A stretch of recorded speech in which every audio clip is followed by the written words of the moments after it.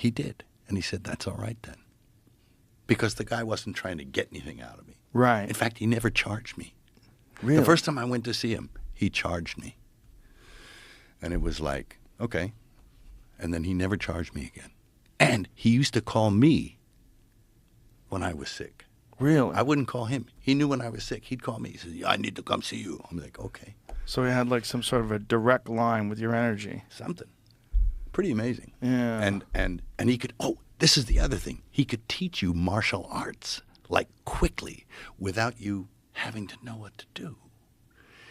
It was a weird thing. He did it firstly with my son, who he got him for a couple of weeks, and like he said, I'm going to show you something. And I went out there and he blindfolded him, and he had these two swords, and he was doing all this, this crazy stuff. I'm like, what the? I said, how did he learn that so fast? He said, it was in him.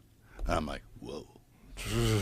And then he started to do a thing that he taught me how to harness this energy and to actually begin what seemed to be almost like involuntary movement. And depending on the hand mode you took, it would create a style of kata or self-defense. I mean, I used to do a crude martial art, not crude, but like a hard martial art. What was it? Kyokushinkai. Okay, yeah. You know, way back. Kyokushin karate. Yeah. I think it's Korean. It's Japanese. It is? Yeah. I can't remember. But it's like, I didn't stick with it. But it was, but he got this whole other approach of breathing and visualizations that would actually draw energy into your lower chakras, and then you'd release the energy, and it would create this kind of movement. And I showed it to a friend of mine who was a martial artist, and I said, tell me about the footwork I'm doing here and what I'm doing. And he looked at it and he says, that looks really good to me. I said, it was kind of like, what's that really soft kind of martial? Tai Chi. It was like that. I was doing stuff like that. It was crazy. And it was really a great release, but it was about visualization and breath. Yeah.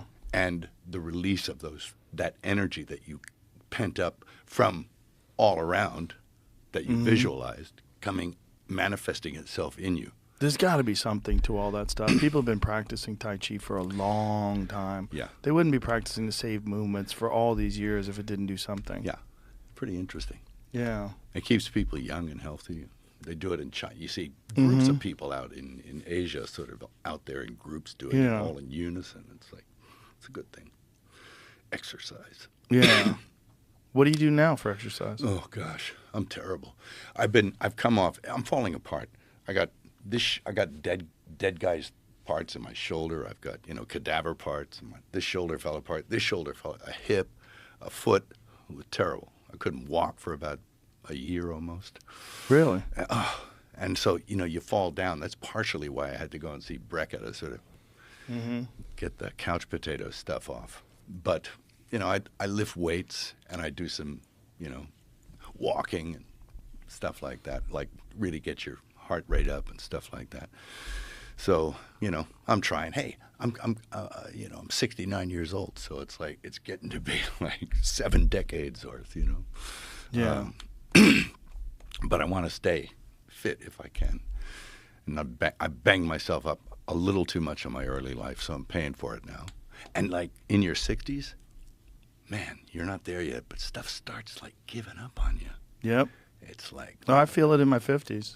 oh yeah. How old are you? 57. 58 is when it starts, man. Jesus. Yeah, that's when I first noticed it. It was like, oh, what's going on with this here, the shoulder, and I went down to Reardon, of course, who shot it up with stem cells, and it was good for like 2 years. You just got to keep going back. Yeah. Yeah. I didn't go back often enough. That's the thing. I think it's just